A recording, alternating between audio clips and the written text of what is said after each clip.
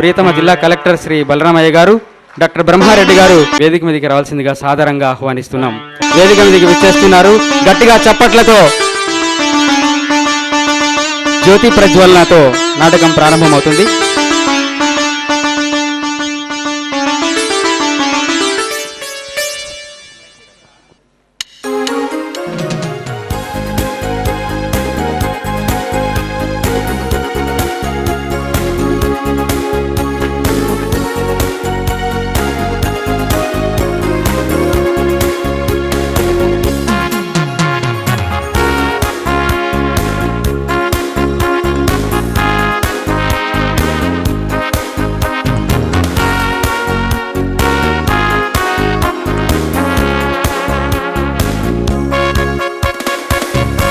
కర్నూలు జిల్లా కళా జ్యోతిని రాష్ట్ర వ్యాప్తంగా ప్రజ్వరిల్లబజేసిన లలిత కళా సమితి ఈరోజు 115వ ప్రదర్శన కోసం పోలీస్ వారి నాటకాన్ని సిద్ధం చేసింది.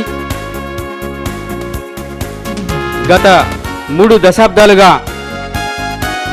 నంది అవార్డులను అనేక నాటక సమాజాల ద్వారా పురస్కారాలు అందుకుంటున్న లలిత కళా సమితి కర్నూలు కళా సంస్కృతికి విజయ పతాకను ఎత్తిపట్టింది. ఇవాళ పోలీస్ వారి నాటకాన్ని ప్రదర్శించబోతోంది. కార్యక్రమానికి హాజరైనటువంటి ప్రేక్షక మహాదేవులందరికీ కూడా హృదయపూర్వకమైన నమస్కారాలు. ఈ నాటకం 2000 సంవత్సరంలో ప్రారంభించి ఇప్పటి వరకు రాష్ట్ర వ్యాప్తంగా ప్రదర్శనలు ఇవ్వడం జరిగింది. ఈరోజు 115వ ప్రదర్శనగా మేము ముందుకు వచ్చేసాం. మీరందరూ మా కళాకారులు ఆశీర్వదించగా కోరుతూ నాటకాన్ని వెంటనే ప్రారంభించవలసిందిగా విజ్ఞప్తి చేస్తున్నాం. ఇది రాయలసీమ నాటి బంగారు సీమ,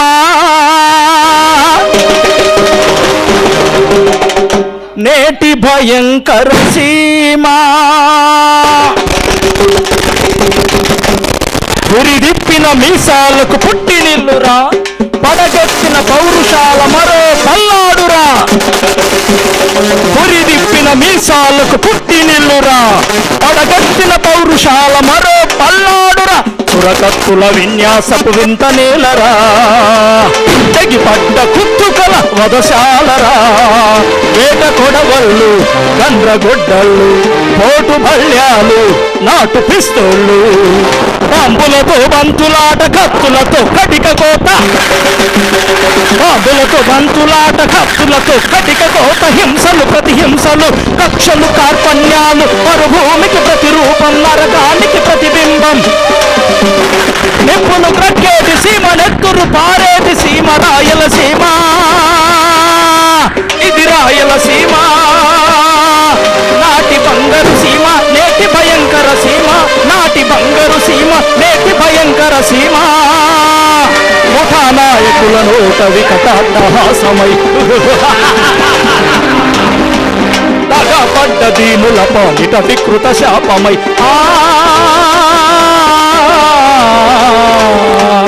ముఠానాయకుల నోట వికటాట్టహాసమై, దగపడ్డ దీనుల పాలిట వికృత శాపమై. పగలతో పంతాలతో భగభగ భగభగ భగభగ భగహతరై రగులుచున్న కనకన కనకన కనకన ఎడారిలా మండుచున్న పరుగుల పరవల్లై, ఉరుకుల ఉప్పెనలై, ఉడుకు రక్తపు టేరులు పొంగుచున్న మన రాయలసీమ. కత్తులనే నూరి నూరి మృత్యునే కోరి కోరి పోలీస్ వారి చేస్తోంది రాయలసీమ. పోలీస్ వారి పోలీస్ వారి పోలీస్ వారి పోలీస్ వారి పోలీస్ వారి చేస్తోంది రాయలసీమ. మన రాయలసీమ, మన రాయలసీమ.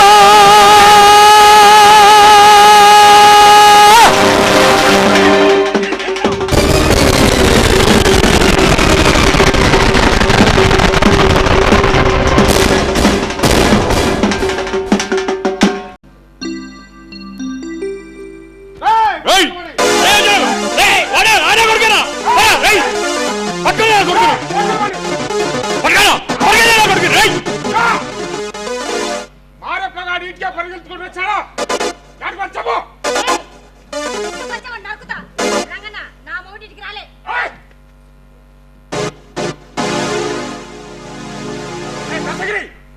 ఇంకెళ్ళాడు ఆ పక్కన చూడరా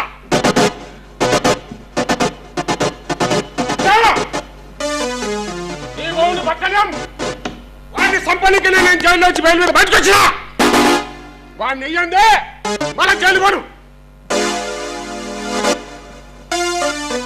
దొంగన కొడుకోడు అది ఎక్కడ పోతాడా నీ మొగుడు గోపాల్ అని చెప్పినారు నాయుడికి నేనంటే చాలా ప్రేమ సొంత తమ్ముళ్ళగా చూసుకుంటాడు నేను పక్కన లేదే యాడి పోతాడు కాదు నేను ఊళ్ళో చూసి దొంగ వేశాను దొంగ నా కొడుకు నాయుడిని చంపిన వాళ్ళు ఇద్దరు చంపినాం ఇంకా మిగిలింది చెప్పారు ఎవరు రాలేదంటే నమ్మనికి నేను తిక్కనాకుడు కాదు పెద్ద నాయని పాదాల మీద ప్రమాణం చేసి చెప్తున్నా నాయని పాదాలు తెచ్చివ్వలేను కానీ నాయని చంపిన పాదాలు తీయకమాలను మాత్రం పక్కన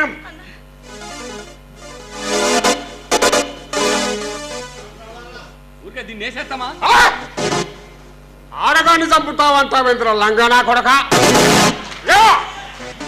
నీకు మగతల్లి ఉంటే ఆ మారప్పగానికి తక్కువ నీకు నాయకులు చెప్పించి చికెన్ బిర్యానీ సులువు పట్టిస్తా వేస్తా కొడుకుని అలా నరికేస్తా వాడిని చంపుతాం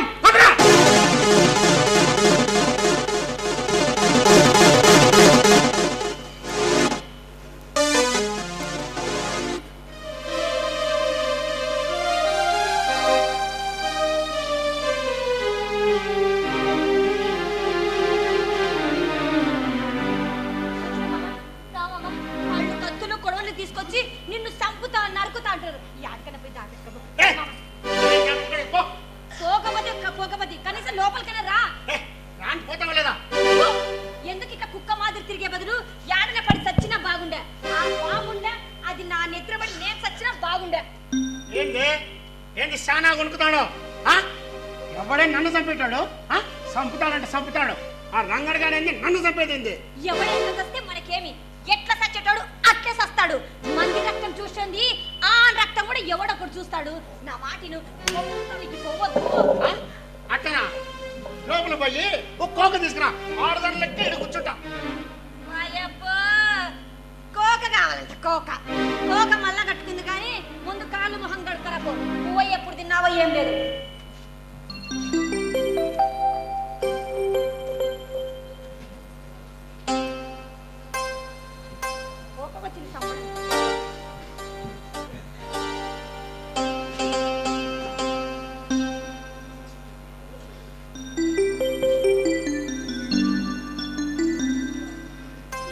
కక్షల్ని కళ్ళలో పెట్టుకొని మనసుల పానాలు తీసుకుంటా తిరిగే కంటే ఈ బతికి ఇలా ఇడిచిపెట్టి యాడికన్నా దూరంగా పోయి బతుకుదామంటే ఇనడు సావడు మొహం ఎట్లా తెల్లబోయిందో అమ్మ పెద్దమ్మ మీ అయ్యకి తలలో గో పెడతారమ్మా ఎప్పుడు తిన్నాడో ఏం లేదు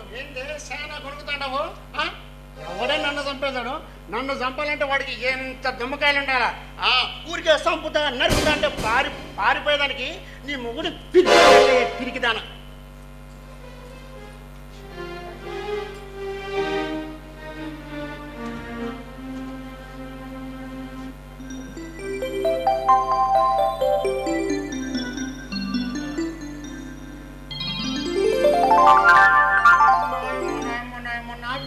పువ్వు తెచ్చినావా తల్లి సర్దిది కదనే సర్దిది కాక నువ్వు ఎప్పుడు వస్తావో ఏమో తెలియదు నీకోసం ఉడుకుడికి వండి పెట్టారా ఏమి నాంతో ఏంలే అమ్మా అది ఎప్పుడు చూసుకోలేదు ఇదో ఈ దుడ్డు తీసుకుని బజార్కి వెళ్ళి బిస్కెట్ కొనుక్కోమ్మా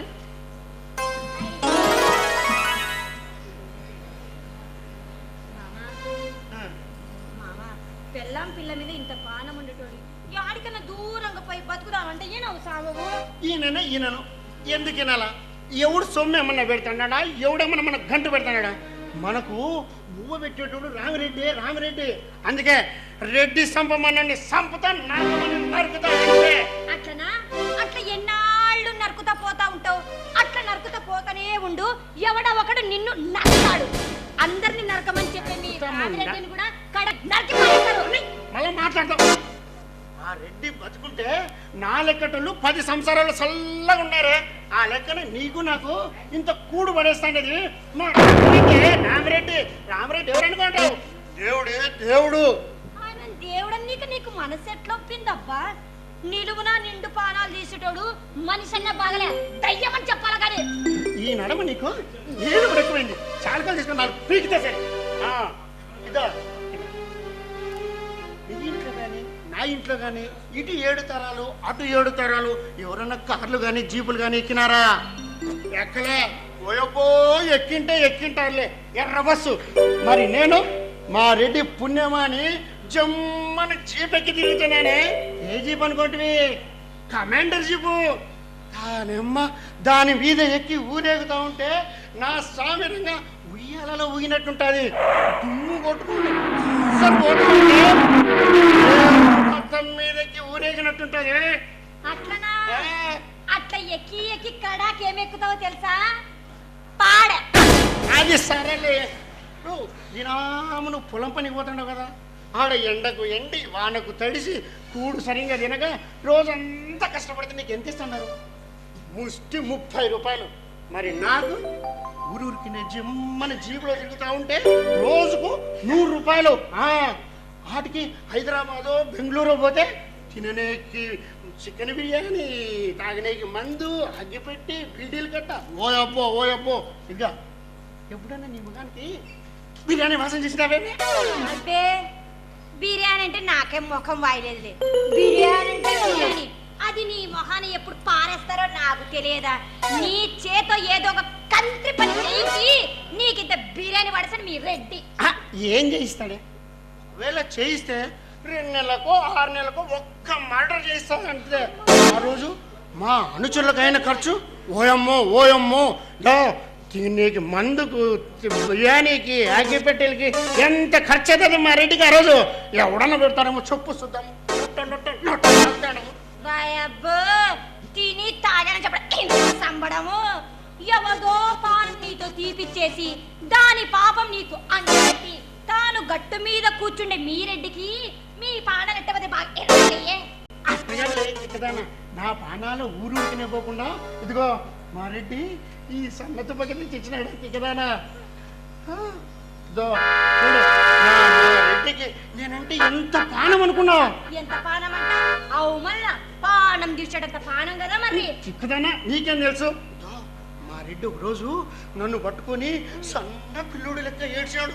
ఊరే మారప్ప, నీ సావాసగాళ్ళను కాశీవును నాగన్నను చంపినారా, నన్ను కానీ చంపుతారా, వాళ్ళంతా దగ్గర పెట్టుకోనుండ్రా, నువ్వు బతుకుంటేనే నేను బతుకుండేది, నువ్వు చస్తే నేను ఎట్లరా అని పిల్లుడు లెక్క ఏడ్చినాడు.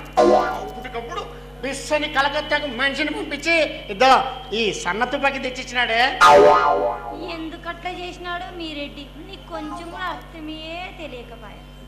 అదే నువ్వు ఎప్పుడు పాడించి పాడరా దాసిని నువ్వేమంటావు నా చదువుదా? మామ ఇక్కడ పని మానేద్దాము, ఎక్కడన్నా దూరంగా పోయి కూలోనాలో చేసుకొని బతుకుదాము, చంపుకోవడాలు నరుకోవడాలు మనకెందుకు, ఇది జానాడు పొట్ట కోసం చంపుకోవడాలు ఎందుకు, పోదాము అంటారు. అంతేనా? చెప్పేది ఇంకా ఏం తింటారు? కందిరికి మధ్య చొల్ల గుయ్యి అంటాడు. తినాము మేక మాంసం తినే పులి గడ్డి తినమంటారు, తింటాదా? తినదు. నువ్వు ఎట్టినట్లు ఎవరి దగ్గరకన్నా పనికి పోయినాను అనుకో, నడమంచుకోకుండా ఉంటే వాడు ఊరికే ఉంటాడా? ముట్టి మీద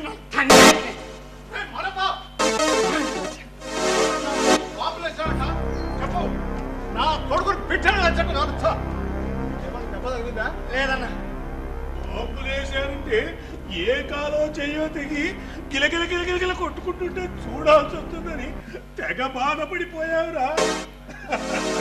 నిక్షేపంలో ఉన్నావు. ఇప్పుడు రెడ్డి గారి మనసు కుదుటపడింది. చూడమనమ్మా,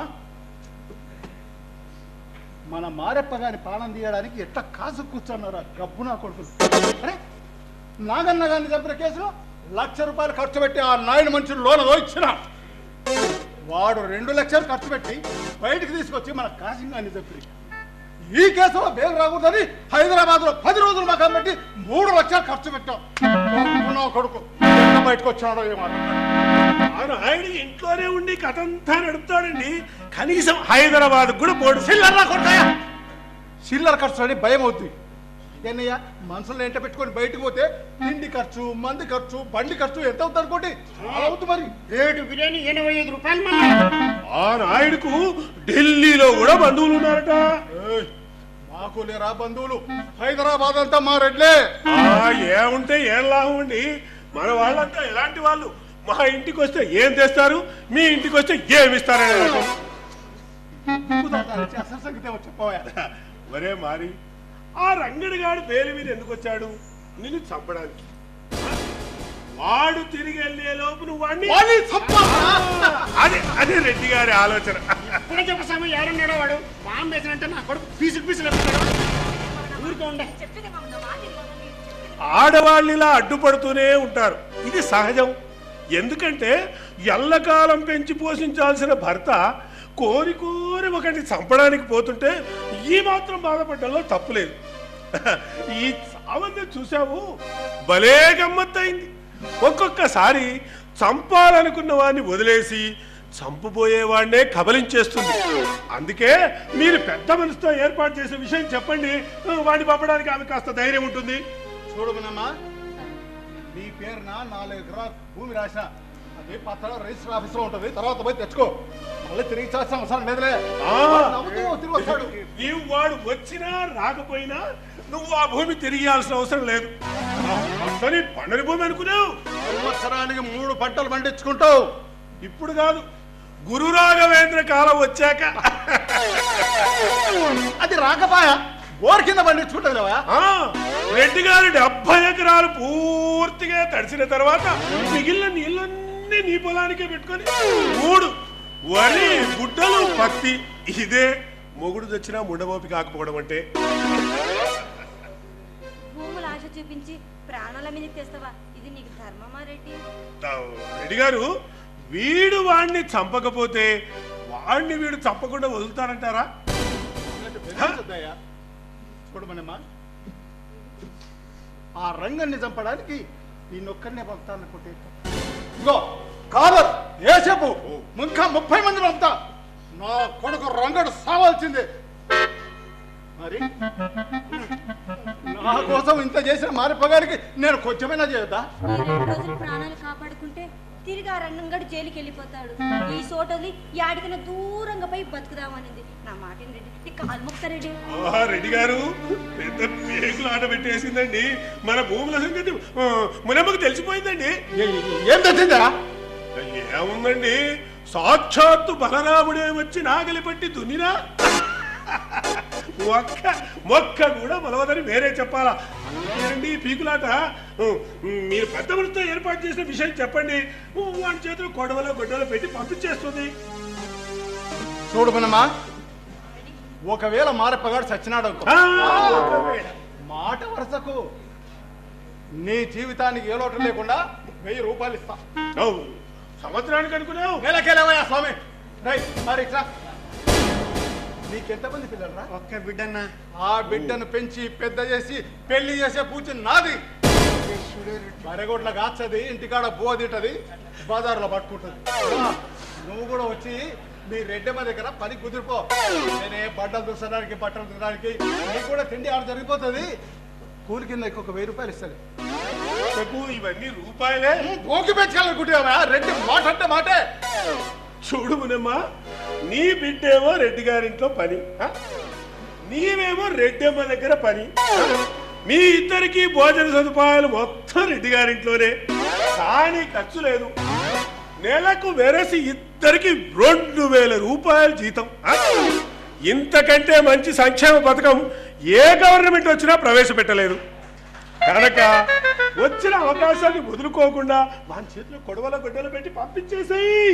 కొడవలో నాకెందుకులే స్వామి, అన్న సన్న తుప్పకి తెచ్చిచ్చినాడు కానీ.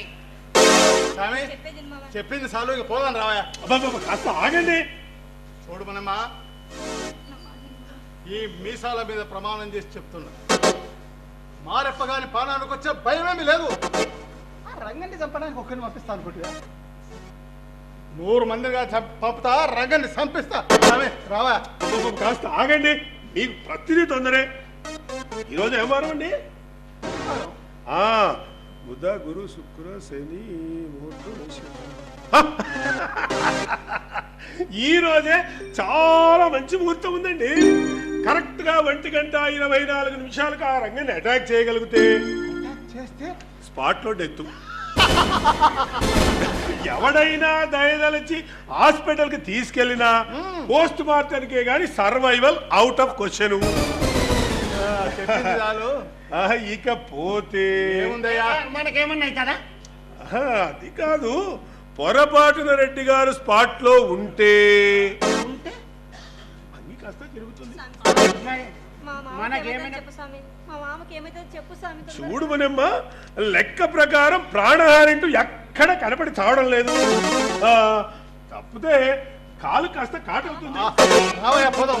బా, ఆందోళన కాస్త తగ్గనివ్వండి.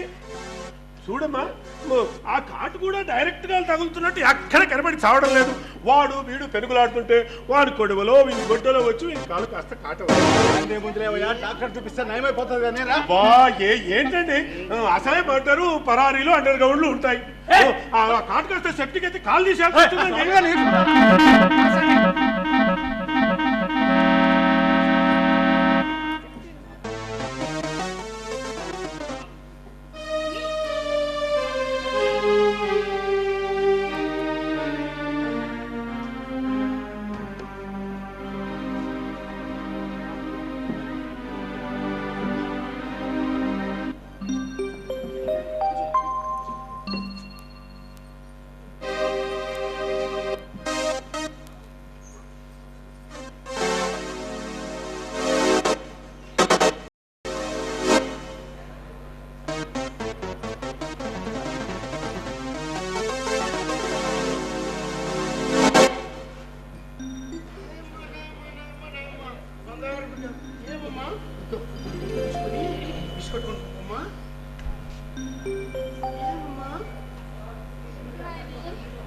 మరి నువ్వు చచ్చిపోదావంట కదా నాన్న. లేదమ్మా, ఆ రంగడు గాడైనా రౌడీ ఉంటాడే, వాంటి చంపలేకపోతుండా. నాన్న, రంగన్న నువ్వు ఎందుకు చంపాలి నాన్న? ఎందుకు చంపాలంటే వాడు నన్ను చంపుతాడంటమ్మా. చంపటానికి పోయేటాడు, సావచ్చు చంపొచ్చు. నాన్న, రంగన్నకు నేను చెప్తాలే నాన్న, మా నాన్నని చంపొద్దని. రంగన్న చంపపోయేది నన్నే కదమ్మా, మన రామిరెడ్డి అన్నను కూడా. రామిరెడ్డి అన్నని మన ఇంటికి వస్తా అంటాడు కదా, పెద్ద పెద్ద మీసాలు ఉంటాయి, పులి లెక్క ఉంటాడు, ఆయన్ని కూడా చంపుతాడంట వీడు. రెడ్డి అంటే మన ప్రాణం కదమ్మా, రెడ్డిని చంపాలా కాపాడాలా వద్దో చెప్పు. మరి నువ్వు చచ్చిపోతే మా గువ్వెవరు పెడతారు రెడ్డమ్మా, రెడ్డి అమ్మను నిన్ను ఇంటికి తోడుకొని పోయి బువ్వ పెడతాడు, బట్టలు ఇస్తాడు, ఇదో నీకు బిస్కెట్లు కూడా తీసిస్తాడమ్మా. ఏం కావాలన్నా ఇస్తాను. మళ్ళీ ఏం కావాలన్నా ఇస్తాడు. మరి నువ్వు చచ్చిపోయి దేవుడి దగ్గరికి వెళ్తే ఒక్కసారి మా నాన్నని చూపించమంటే అమ్మా, నువ్వు అన్నావని నన్ను ఎత్తుకుంటావు, రేపు నువ్వు చచ్చిపోతే నన్ను ఎవరు ఎత్తుకుంటారు నాన్న? రెడ్డే. అవునమ్మా, రెడ్డి అమ్మను నిన్ను పువ్వుల్లో పెట్టి చూసుకుంటానని మాట ఇచ్చాడమ్మా.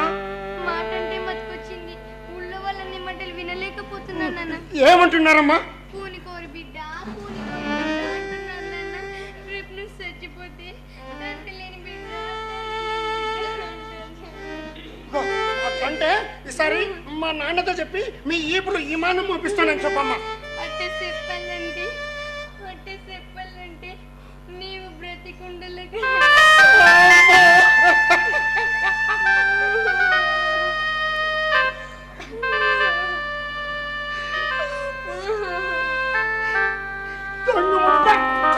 చెప్పద్దు పసిబాబుకి ఎన్నిసార్లు చెప్పినాను, నీళ్ళు ఎత్తుకెక్కిపా. ఇవన్నీ నువ్వు చెప్పిన మాటలేనే పసిబాబుకు, లేకపోతే దానికి ఇవన్నీ ఎట్లా తెలుస్తాయి? నేనేమన్నా మిమ్మల్ని ఇసుపెట్టేసి ఎక్కడైనా చావాలని తిమ్మరమా? మిమ్మల్ని ఎక్కడ దూరంగా పోవాలని నాకు ఏమన్నా ఆశ? నాకు ఒక్క బిడ్డ ఉంది, అది ఎట్లా బతుకుతాదని నా ఆశ నాకు కూడా ఉంది. కానీ నా బతుకు నేను ఎంచుకున్న దారి చాలా చెడ్డదారి. నేను పెద్దల ముఠా కచ్చలకు గాబు కాస్తున్నా. పెద్దల మనబడి పులి మీద ఊరేగుతున్నానే. నేను చేస్తున్నది పులి సవారి. ఒక్కసారి ఎక్కినామా దిగనేకి తరం కాదు. దిగినామా పులి చంపేస్తుంది. దిగకపోయినా సవారి చేసి కంపటికి ఏనాడో నాడు సాగు తప్పదు. రెడ్డికి ఎదురు చెప్పలేని బ్రతికినాడు. రెడ్డి కాడ పని మానేసినామా రెడ్డి చంపేస్తాడు. రెడ్డి అండలేడని నాయుడుకు తెలిస్తే నాయుడు చంపేస్తాడు. ఎటు చూసినా చావు తప్పదే చావు తప్పదు.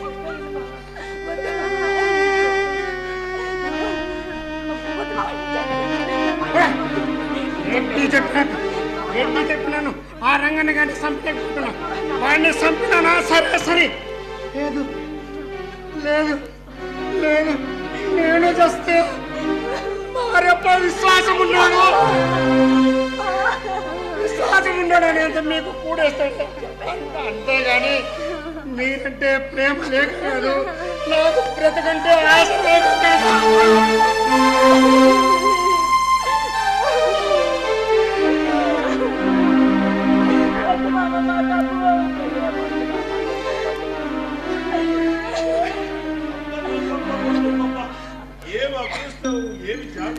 ఏమి జాతకం. ఇదే జరిగితే రెడ్డి నన్ను యాడ కూర్చోబెడతాడో ఏమో నాకే తెలియదు. ఆ రంగడు చేస్తే నాయుడు ఆఫ్ సచ్చినట్లు. నాయుడు ఆఫ్ చేస్తే రెడ్డి ఫుల్గా 30 ఊర్లకు రాజు. మరి రెడ్డి రాజు అయితే మంత్రి ఎవరు? ఇంకెవరు? ఈ ఈరన్న స్వామి.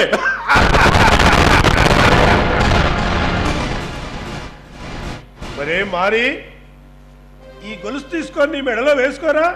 నాకెందుకులే స్వామి గొలుసు? ఎందుకేమిట్రా ఎర్రి నాగన్న, నేనేం చెప్పానురా? పంచాంగం పైకి కిందికి పైకి తిప్పి గ్రహాలను గడగడలాడించి చుక్కలను చంద్రవంతరం చేసి ఏం చెప్పాను? కరెక్ట్గా 1:24 నిమిషాలకు ఆ రంగాన్ని అటాక్ చేయగలిగితే ఏమవుతుందని చెప్పాను.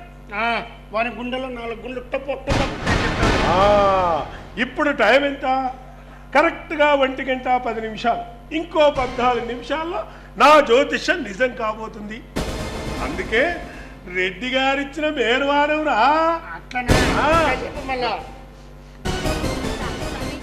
నువ్వు అన్నట్టు జరిగితే ఎల్లమ్మ తల్లికి యాటను బలిస్తాను స్వామి. ఏం జరుగుతుంది? నువ్వు అన్నట్టు జరిగితే ఎల్లమ్మ తల్లికి. అదే స్వామి, నీకేం భయం లేదు మునమ్మ. ఆ రంగడు మట్టిలో కలిసిపోయాక నిన్ని ఈ మట్టి నుండి దూరంగా పంపించే భారం నాది. మరే మారి ఆ రెడ్డి గారు సిఐ గారితో బేరమాడి ఆ రంగని మన చేతికి ఇప్పించి తీసుకెళ్లి ఏ చెట్టుకో కట్టేసి మన వాళ్ళని చుట్టూ నిలబెట్టి నీ పిస్తోల్తో వారి గుండెల్లో 4 గుండ్లు డిష్కు. అప్పుడు నీ కాలికి కాటు కాదు కదా, నీ కాలి గోరు కూడా ఎవ్వరు పీకలేరురా.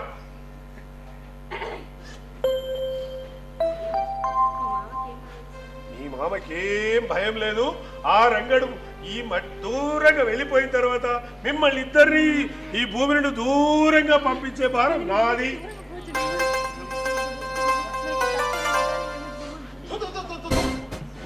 పోలీసులతో వ్యవహారం మొత్తం తలకాయపోయా. ఏం జరిగింది రెడ్డి గారు? ఏం జరిగిందా? అరే సిఐ ఆడున్నాడు అని అడిగితే స్టేషన్ లో ఉన్నాడు అని. తీరా స్టేషన్ దగ్గరికి పోతే ఇంటికి పోయినాడని. బాత్రూమ్ లో ఉన్నాడంటే కోక దగ్గర కుక్క లెక్కలేమంటే అని మనం కదా నేనే పలకరిస్తుంది. ఈ పలకరింపులు పాత్ర పరిచయాలు వదిలిపెట్టండి. అసలు ఆ రంగాన్ని మన చేతికి అప్పచెప్తాడు. ఆ విషయం చెప్పండి. 3 సార్లు బతిపాలించుకొని ఒక చతువు రాసినాడయ్యా. చావుకే అసలే కోపం మీద ఉండ పడితే ఏటు నీ మీదనే పట్టొచ్చు. సరే చెప్పండి. ఆ సిఐ ఏమన్నాడంటే బాంబులు వేయటం వల్ల ఎవడికి కూడా ఇంజూరు కాలేదు కాబట్టి పెట్టిన కేసు తూతు మంత్రం అయిపోతుంది. ఇప్పుడు ఎవరినో ఒక కాలో చెయ్యో తీసుకోరండి, బాంబులు వేయటం వల్లే ఇంజూర్ అయిందని చెప్పి డాక్టర్తో సర్టిఫికెట్ అండి నా కొడుకులను లోన దోయిస్తా అన్నాడు. ఎలాంటి బేలములు వారికి రాకుండా చెప్పు, ఇప్పుడు ఏం చేయాలా? ఏమండి ఇదొక పెద్ద సమస్య కాదా ఇదొక సమస్య అండి. కాదా మరి? ఆ డాక్టరా మన బంధువు ఆ? ఎన్ని సర్టిఫికేట్లు కావాలంటే అన్ని పుట్టించవచ్చు. ఇంకా కాలుదేముందండి, తిరుపతి ఏదో వాడు